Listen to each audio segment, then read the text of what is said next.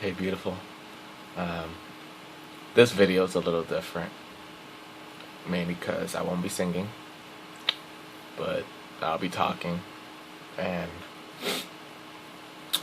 um, basically, I'm gonna tell you something about me, because we haven't done that in a while.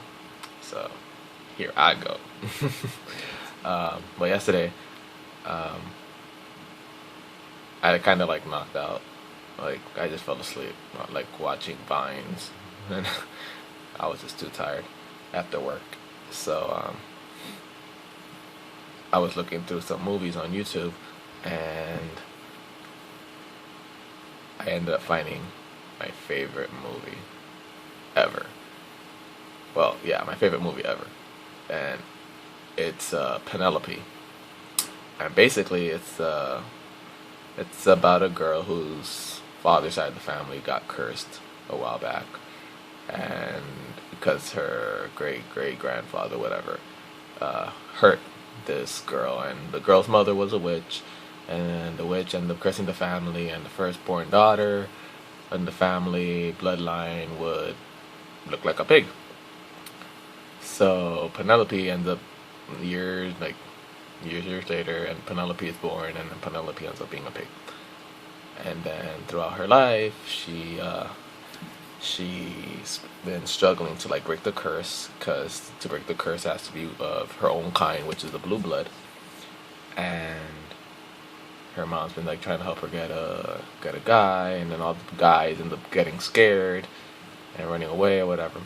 So basically, I like this movie mainly because that's kind of how I was when I was growing up. I don't know if you noticed, but um, not really many girls wanted to be with me when I was growing up. Once my unibrow started growing in, yeah. um, but after after a while, like I always thought it was just me, so I really didn't date anybody till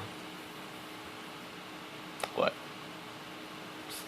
sixth, seventh grade, like officially. Well, that didn't even count officially. That was just puppy love, whatever. But yeah, and then with the girl in the movie, she found this one guy who ended up liking her for who she is, and didn't really care about the pig nose, but she ended up finding out that the power to change herself and breaking the curse was with her the whole time. But her mom could have saved her too if her mom would have just loved her the way she was. But when her nose changed to a human nose and she looked human instead of a pig, then everything started like working in place for her. So that's kind of how it was with me when it came to like my eighth grade graduation, because I've always wanted to like get a good shape up and everything. And growing up, you always knew I had that mushroom haircut, or I had my hair spiked up, or I had my hair slicked back, and there wasn't the right gel, and then my hair would dry up, and then it would just puff up, and I'm like, oh my gosh. So when it was my eighth grade banquet, I decided to take matters into my own hand and asked one of the girls in my class to be my date for banquet, which she said yeah. And then mommy and Bobby, Bobby took me to get my eyebrows done, and then that's what I need to get done, my eyebrows. Um, but that was like the first time I got my eyebrows done. Well, yeah, I think it was that. That was the first time. Then the next two times was with my mom. She took me threading. That thing hurt. Not doing that again. So like in high school, it was kind of the same thing, because I was like the hairiest person.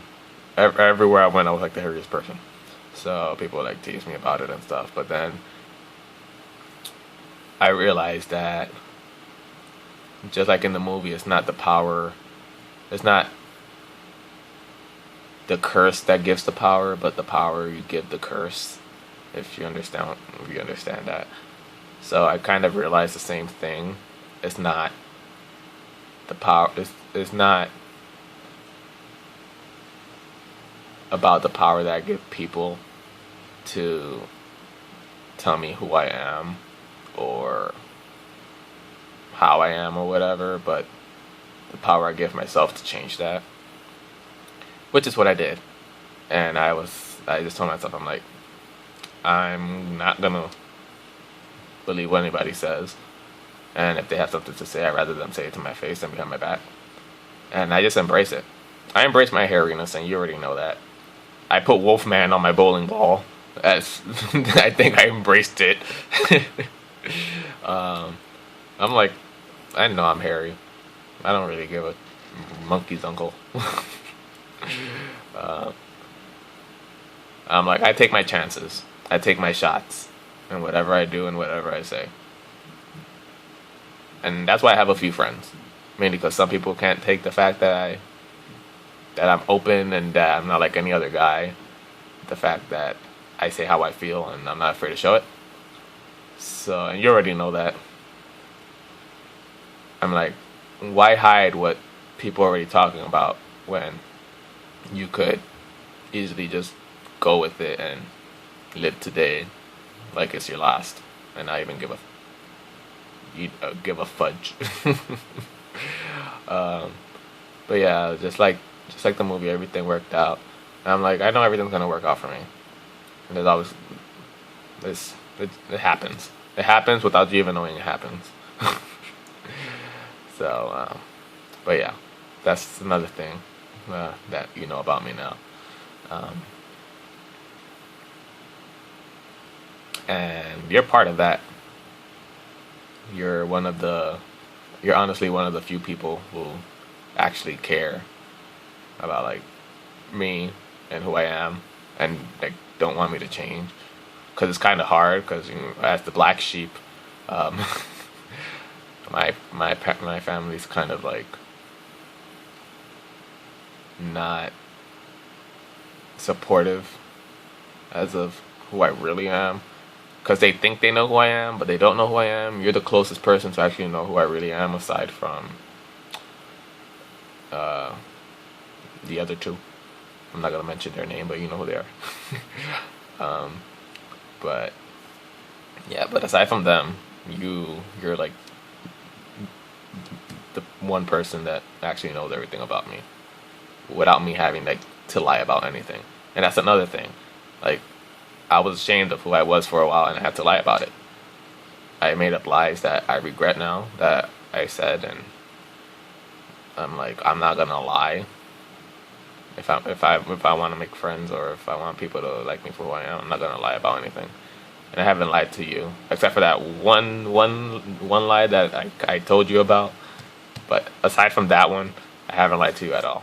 But I'm like, with my family, like, I lie only because to get through anything, to get through stuff, because they really can't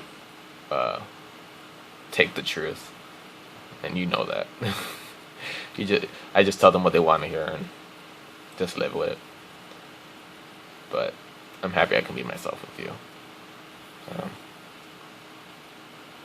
Whether life gives us a future together, or if life just has us leave us be friends, I'm happy with whatever happens. And I'm honestly privileged to have you in my life. And I couldn't ask for anything more. And you already know I don't ask for anything.